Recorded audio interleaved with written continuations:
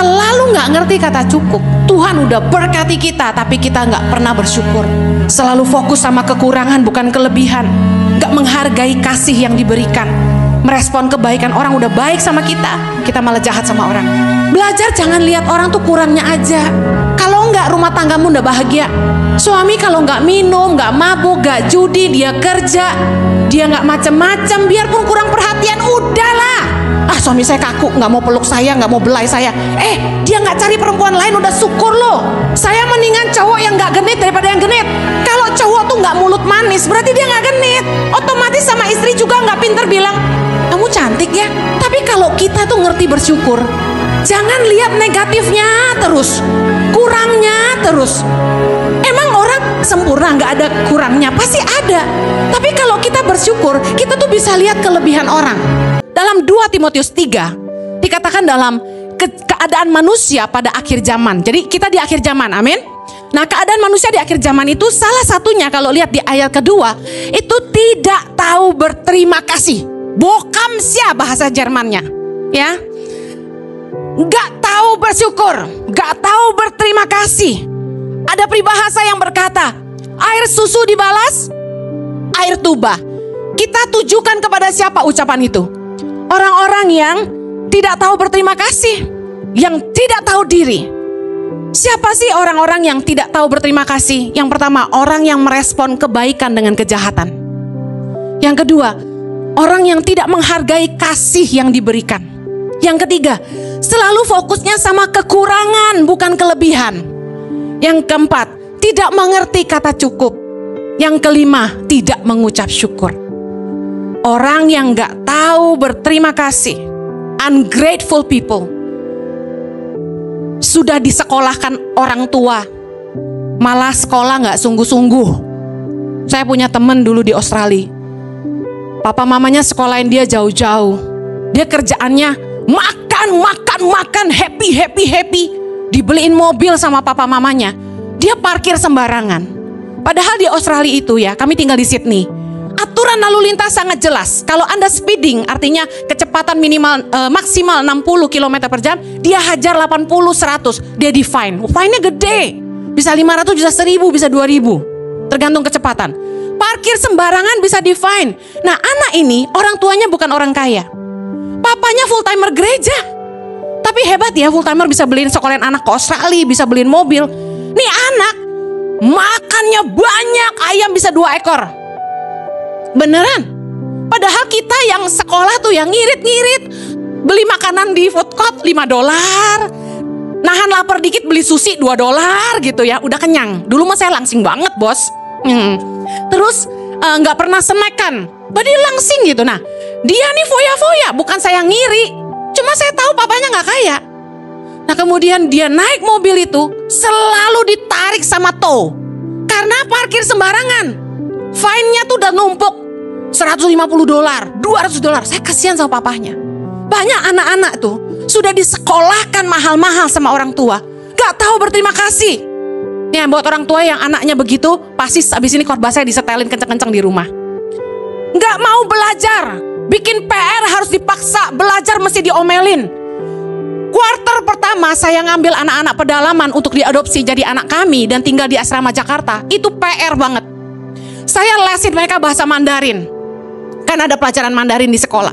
Saya lesin mereka bahasa Inggris. Saya lesin mereka komputer.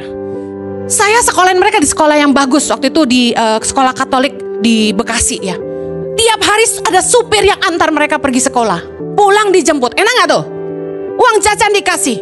Tapi tiap hari malesnya kalau disuruh belajar, mesti ada tutor khusus tiap malam yang ngajarin mereka sekolah. Itu saya sampai makan hati. Tapi puji Tuhan mereka udah bertobat dan hari ini saya udah gak capek lagi. Haleluya. Amen. Ini yang ungrateful. Sudah dibiayai tidak menghargai. Diberi makan malah dibuang.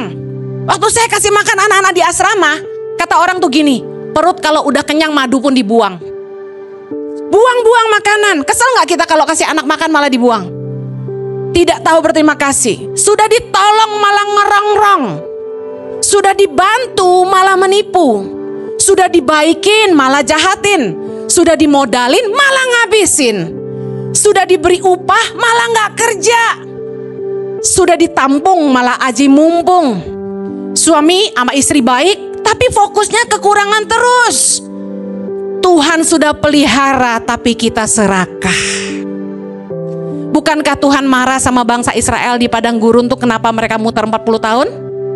Ungrateful. Tuhan udah pelihara tapi gak bersyukur.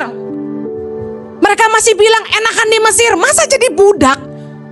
Mereka disiksa begitu. Bilang lebih enak jadi Mesir daripada di padang gurun disertai Tuhan dengan mujizat yang luar biasa. Yang namanya padang gurun masih gak ada nyamannya, betul gak? Tapi Tuhan pelihara dan seringkali kita cuma fokus sama masalah kita. Kita fokus sama padang gurun kita. Kita gak ngerti bahwa Tuhan mengizinkan kita ada di padang gurun karena Tuhan ingin membentuk kita.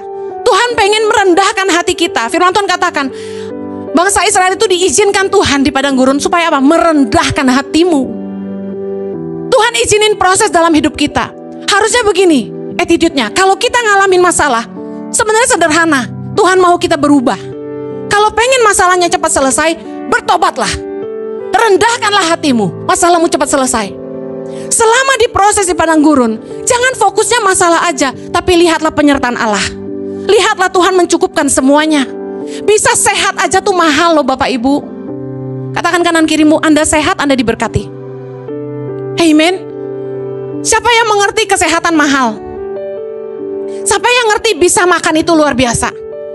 Karena orang sakit masalahnya satu, nggak boleh makan kambing, nggak boleh makan gorengan, nggak boleh makan durian. Waktu saya disuruh diet, larangannya banyak, saya nggak happy. Menurut saya gini, udah mending gue olahraga aja. Let me eat. I wanna enjoy my life, mumpung gue masih bisa. Karena kalau udah tambah tua, gak boleh makan ini, gak boleh makan itu. Jadi saya kasih tahu, kalau Anda bisa makan, bersyukurlah. Sebelum makan tuh bilang, Tuhan terima kasih ya, bisa makan B2, B3, B4, dan B6 dan semuanya. Haleluya. Makanya saya kalau doa makan tuh gak panjang. Saya cuma bilang gini, Tuhan terima kasih kalau saya bisa makan apa yang saya mau makan. Amen. Itu kemurahan Tuhan. Dengar, suami istri pasti ada kurangnya. Gak ada yang sempurna. Setuju gak? Tapi kalau kita tuh ngerti bersyukur, jangan lihat negatifnya terus, kurangnya terus. Emang orang gak sempurna, gak ada kurangnya? Pasti ada. Tapi kalau kita bersyukur, kita tuh bisa lihat kelebihan orang. Kadang-kadang gini, kita punya staff, gak selalu mereka nyenengin hati kita. Tapi kalau kita fokus sama kelebihan, apa yang dia sudah kasih buat pelayanan ataupun pekerjaan kita, udahlah, meremlah, tutup mata sebelah mata, bahasanya gitu. Belajar jangan lihat orang tuh kurangnya aja. Kalau enggak, rumah tanggamu udah bahagia. Sudah nikah, konsekuensi. Ayo belajar bersyukur. Amen. Suami kalau enggak minum, enggak mabuk, enggak judi, dia kerja, dia enggak macam-macam, biarpun kurang perhatian, udahlah. Suami saya kaku, enggak mau peluk saya, enggak mau belai saya. Dia enggak cari perempuan lain, udah syukur loh. Saya mendingan cowok yang enggak genit daripada yang genit. Kalau cowok tuh enggak mulut manis, berarti dia enggak genit. Otomatis sama istri juga enggak pinter bilang, kamu cantik ya. Jarang Jojo mah ngomong gitu. Kalau dia ngomong saya cantik tuh saya jadi bingung. Kamu kenapa? Are you okay? Karena saking gak pernah gitu loh. Jarang lah. Ya, pasti ada maunya nih kalau bilang gue cakep nih. Tapi saya belajar gini, saya mendingan punya suami yang gak genit daripada dia main cewek. Lihat cewek kanan kiri, seksi banget, putih banget. Gue kesel tuh kata-kata itu ya. Karena gue gak seksi dan gak kurus dan tidak putih ya. Haleluya. Anda bisa paham ya, ungrateful itu selalu gak ngerti kata cukup. Tuhan udah berkati kita, tapi kita gak pernah bersyukur. Selalu fokus sama kekurangan bukan kelebihan. Gak menghargai kasih yang diberikan. Merespon kebaikan orang udah baik sama kita, kita malah jahat sama orang. Saya mau ini sekarang tentang kita dan Tuhan. Siapakah orang-orang yang tidak tahu berterima kasih? Yang pertama, mereka yang tidak menghargai karya salib Kristus. 2 Korintus 6 ayat 1 berkata, supaya kamu jangan membuat menjadi sia-sia kasih karunia Allah yang telah kamu terima. Kita tuh harusnya bersyukur loh kita diselamatkan. Tahukah Anda dari jutaan manusia di bumi ini, tidak semua orang itu percaya kepada Yesus. Tidak semua orang bisa hidup takut akan Tuhan. Tidak semua orang percaya sama Tuhan bahkan. Kalau kita itu bisa terima keselamatan, kita itu bisa lahir baru, kita tuh pilihan Tuhan. Katakan amin. 2 Korintus 6 ayat 1 bilang gini, jangan membuat menjadi sia-sia kasih karunia Allah yang telah kamu terima. Tuhan itu mati di kayu salib buat kita, bukan dengan cara yang mudah. Yesus menghadapi begitu banyak penentang yang menghina, meludah, menyiksa, menolak dia. Yesus melewati banyak penderitaan. Yesus bayar terlalu mahal buat kita. Kalau Anda nonton film The Passion of Christ, saya nggak sanggup. Ketika Yesus dicambuk dan itu dagingnya robek, saya nggak sanggup lihat. Bagaimana pengorbanan Kristus yang begitu luar biasa untuk menebus dosa kita, kita nggak hargai gitu loh. Bagaimana cara kita tidak menghargai? Kita masih hidup jatuh bangun dalam dosa. Kita nggak mau berubah. Tahu nggak, kalau bukan karena karya Roh Kudus dalam hidup kita, nggak ada seorang pun yang bisa menerima Tuhan sebagai Yesus sebagai Tuhan dan Juru Selamat. 1 Korintus 12 ayat 3b dikatakan gini, dan tidak ada seorang pun yang dapat mengaku Yesus adalah Tuhan selain oleh Roh Kudus. Jadi dari 1000 orang katakan yang dengar firman Tuhan, belum tentu semua tuh ngerti firman. Belum tentu semua orang dijamah. Orang bisa diajak ke gereja, belum tentu dia dijamah. Orang dengar khotbah, dengar puji-pujian, belum tentu terjamah. Hanya karya Roh Kudus yang membuat orang tuh langsung dicelikkan mata hatinya. Dia bisa lihat betapa sia-sianya hidup dalam dosa, dan dia bisa mengerti betapa berharganya pengenalan akan Allah. Kalau kita yang sudah diselamatkan sama Tuhan, kita tidak menghargai, malah kita balik lagi kepada hidup yang sia-sia, berarti kita tidak menghargai karya salib Yesus. Kita bokamsia, tidak tahu berterima kasih, ungrateful people. Dengar baik, firman Tuhan katakan gini, dalam 2 Petrus 2 ayat yang 20. Sebab jika mereka oleh pengenalan mereka akan Tuhan dan Juru Selamat kita, Yesus Kristus, telah melepaskan diri dari kecemaran-kecemaran dunia, tetapi terlibat lagi di dalamnya, maka akhirnya keadaan mereka lebih buruk daripada yang semula. Ayat 21 baca sama-sama. Karena itu bagi mereka adalah lebih baik jika mereka tidak pernah mengenal jalan kebenaran daripada mengenalnya, tetapi kemudian berbalik dari perintah kudus dia sampaikan kepada mereka. Ayat 22. Bagi mereka cocok apa yang dikatakan peribahasa yang benar ini. Anjing kembali lagi ke muntahnya, dan babi yang mandi kembali ke kubangannya. Saudara, Tuhan tuh udah keluarin kita dari lumpur dosa dengan harga yang sangat mahal, yaitu hidupnya. Jangan lagi sia-siakan kasih karunia-Nya. Don't take His love for granted. Anda tahu bahwa Anda bisa mengenal Tuhan dan Anda bisa dijamah, lahir baru, hidupmu berubah. Itu kemurahan Tuhan. Itu pekerjaan Roh Kudus. Nah, pertanyaan saya, apakah Anda menghargai kehadiran Roh Kudus dalam hidupmu? Karena Roh Kudus tuh yang membimbing kita sehingga kita ngerti kehendak Allah dalam hidup kita. 1 Korintus 6 ayat 19 berkata, tidak tahukah kamu bahwa tubuhmu adalah bait Roh Kudus yang diam di dalam kamu? Roh Kudus yang kamu peroleh dari Allah, dan bahwa kamu bukan milikmu sendiri. Kita punya rohnya yang kudus dalam hati kita. Jangan kita tidak menghargai. Raja Daud pernah berkata, Tuhan jangan ambil rohmu daripadaku. Karena Raja Daud tahu betapa berharganya kehadiran roh Allah dalam hidup kita. Dia sumber kekuatan, dia sumber penghiburan, dialah penasehat terbaik dalam hidup kita. Bagaimana kita tidak menghargai kehadiran Roh Kudus dengan tidak hidup dalam kekudusan? dengan hidup dalam kenajisan. Bu Heni, saya mah nggak selingkuh, saya mah nggak berzina. Dengar, jendela jiwamu adalah matamu. Waktu Anda suka nonton yang nggak bener, suka baca film-film, tulisan-tulisan buku-buku yang nggak bener, Anda sedang melukai Roh Kudus, rohnya yang kudus dalam batinmu. Suami istri ketika berhubungan, maaf, seks, istrinya kayak batang pisang katanya. Diam. Just do it. Get it over. Susah gue Indonesiain ya. Nah, istrinya begitu biar agak hot, pengen dari batang pisang jadi kuda lumping, setelin video porno. Banyak loh orang Kristen gitu. Udah jangan pura-pura, gue tahu. Kami pernah konseling. Bahkan, teman sesama hamba Tuhan koleksinya video porno. Dengan one excuse, istrinya gak mudah terangsang.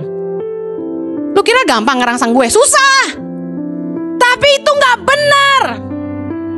Ada cara lain yang lebih baik. Amen. Suami kudu pintar.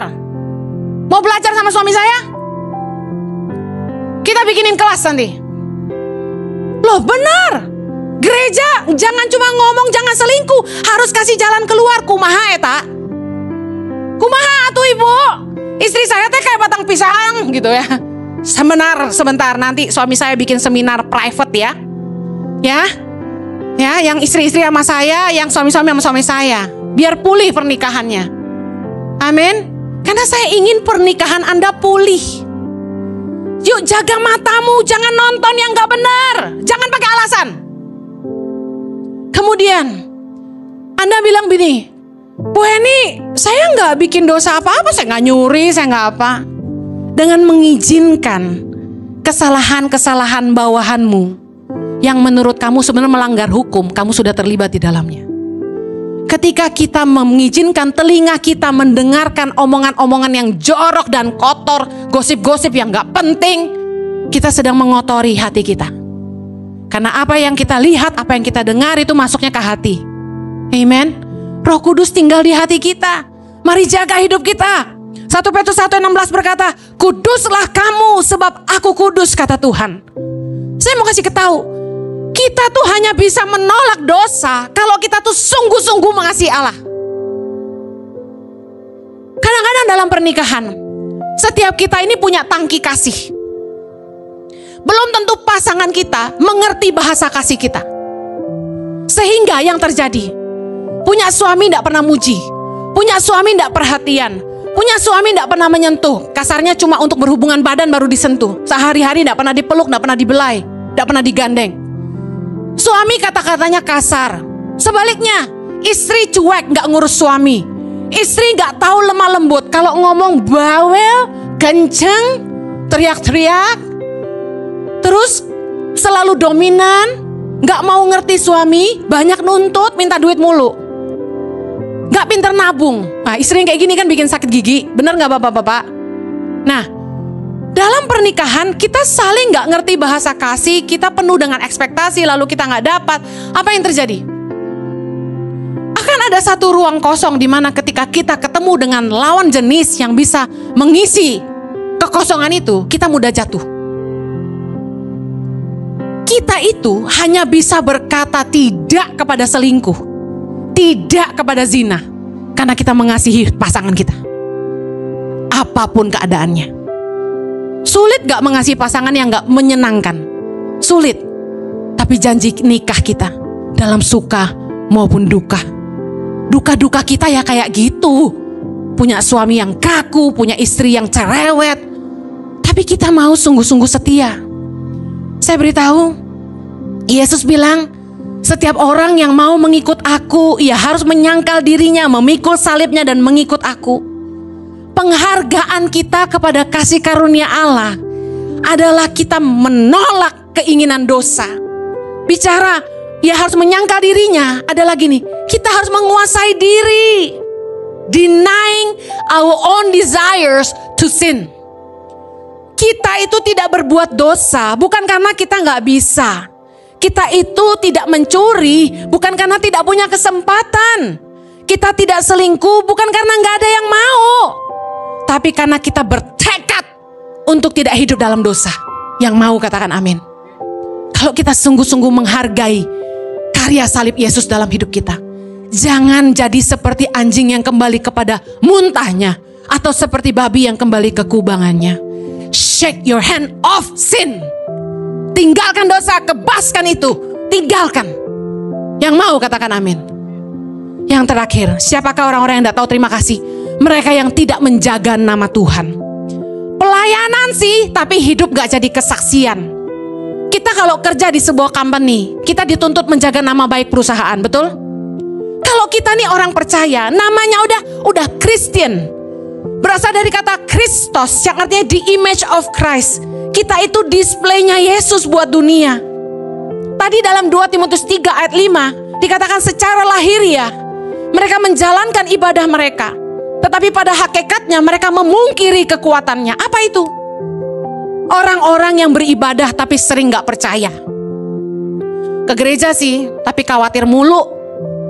Kemudian orang-orang yang kelihatan dari luar rajin beribadah, rajin pelayanan, tapi mereka tidak melakukannya karena rasa syukur kepada Allah.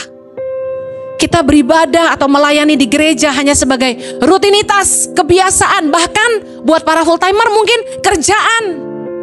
Dan bukan sebagai ungkapan rasa syukur kita atas kebaikan Tuhan. Padahal gini, Tuhan udah kasih begitu banyak. Apa yang kita bisa balas buat Tuhan? Amen. Mari layani Dia dan datang beribadah dengan hati yang penuh rasa syukur. Roma 1 ayat 21 bilang gini, sebab sekalipun mereka mengenal Allah, mereka tidak memuliakan Dia sebagai Allah atau mengucap syukur kepadanya. Sebaliknya, pikiran mereka menjadi sia-sia dan hati mereka yang bodoh menjadi gelap. Harusnya kita yang sudah mengenal Allah, hidup kita harus memuliakan Dia, dan harusnya kita senantiasa bersyukur kepadanya. Saya ingin tanya hari ini, apakah hidup Anda mempermuliakan Allah? Sebagai image Kristus bagi dunia, apakah hidupmu membuat Tuhan dipermuliakan? Atau ajaran kekristenan malah dihujat orang? Alah, ngakunya Kristen, kelakuan beda. Ngomongan sama kelakuan gak sama katanya gitu. Rajin sih ke gereja, tapi males, jahat, suka ngomongin orang, suka nipu katanya. Yang kayak gini-gini malu-maluin Tuhan. Pelayanan tapi hidup gak jadi kesaksian. 2 Korintus 2 ayat 14. Baca sama-sama yuk. Tetapi syukur bagi Allah yang dalam Kristus selalu membawa kami di jalan kemenangannya. Dengan perantaraan kami, Ia menyebarkan keharuman pengenalan akan Dia di mana-mana. Sebab bagi Allah kami adalah bau yang harum dari Kristus di tengah-tengah mereka yang diselamatkan dan di antara mereka yang binasa. Tahukah Anda bahwa karya Tuhan itu nyata justru lewat kemenangan-kemenangan dalam hidup kita. Ketika kita dulu yang hancur, kita dipulihkan. Ketika dulu kita yang gagal, kita berkemenangan. Ketika rumah tangga kita dulu berantakan, Tuhan pulihkan. Ketika dulu bisnis kita hancur, gagal, porak-poranda, Tuhan bangkitkan. Kemenangan-kemenangan dalam hidup kita yang merupakan karya Tuhan yang mempermuliakan Dia. Dikatakan bahwa lewat kita, lewat hidup kita, harusnya nama Kristus itu jadi harum. Kita membawa keharuman pengenalan akan Dia di mana-mana, bahwa orang bisa lihat mengikut Yesus tuh ini loh positifnya. Yesus itu dikenal sebagai sosok yang baik, sangat baik. Dalam Kisah Rasul 10 ayat 38 dikatakan Dia yang berjalan berkeliling sambil berbuat baik. Kita akan temukan banyak ayat tentang Yesus. Pertanyaan saya, apakah sebagai orang Kristen Anda punya attitude yang baik? Apakah Anda baik? Are you kind? Karena dari buahnya lah kamu akan mengenal mereka, kata Matius 7:20. Yesus bilang, orang itu bisa kita kenal kita orang Kristen dari mana? Dari buah hidup kita. Banyak orang Kristen ngakunya baik tapi mulutnya jahat. Ayo berubah yuk. Jangan malu-maluin Tuhan. Be the display of His love. Yohanes 13 ayat 35. Kita baca sama-sama. Dengan demikian, semua orang akan tahu bahwa kamu adalah murid-muridku, yaitu jikalau kamu saling mengasihi. Saya mau akhiri di sini. Bukan basi bahwa kekristenan harus hidup dalam kasih. Karena God is love. Tuhan adalah kasih. Dan Yesus merupakan sosok kasih yang nyata bagi dunia, bukan? Bahwa ketika orang menolak dia, menganiaya dia, menyangkal dia, mengecewakan dia, mengkhianati dia, dan menyalibkan dia di atas kayu salib dengan berlumur darah dan mungkin air mata, tertolak, sedih, hancur, dengan bentangan tangan yang sangat lebar, seluas samudera. Dia bilang, ampunilah mereka, karena mereka tidak tahu apa yang mereka perbuat. Gak ada kasih yang lebih besar daripada apa yang Yesus ajarkan. Bahwa kita harus belajar hidup dalam kasih, seperti Yesus telah mengasihi kita. Kalau kita gak bisa hidup dalam kasih, kita gak bisa menunjukkan sama dunia bahwa kita murid-murid Yesus. Suami saya kemarin sampaikan bahwa kasih itu punya 2 anak kembar. Yang pertama, memberi. Yang kedua, mengampuni. Yohanes 3:16. Karena begitu besar kasih Allah akan dunia ini, sehingga dia mengaruniakan memberi anaknya yang tunggal, supaya mereka yang percaya kepadanya tidak binasa, melainkan beroleh hidup yang kekal, menerima pengampunan. Kalau kita mau hidup dalam kasih, yuk jangan jadi pelit. Orang Kristen pantang pelit. Katakan sama-sama, 3, 2, 1. Orang Kristen pantang pelit. Kasih itu memberi. Kalau kita mengasihi, kita tidak akan berhenti memberi. Yang kedua, orang Kristen itu mengasihi. Amen. Mengampuni. Kita tidak boleh nyimpan benci, pahit sama orang. Belajar ngampuni.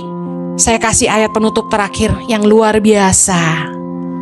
Lukas 6 ayat 35.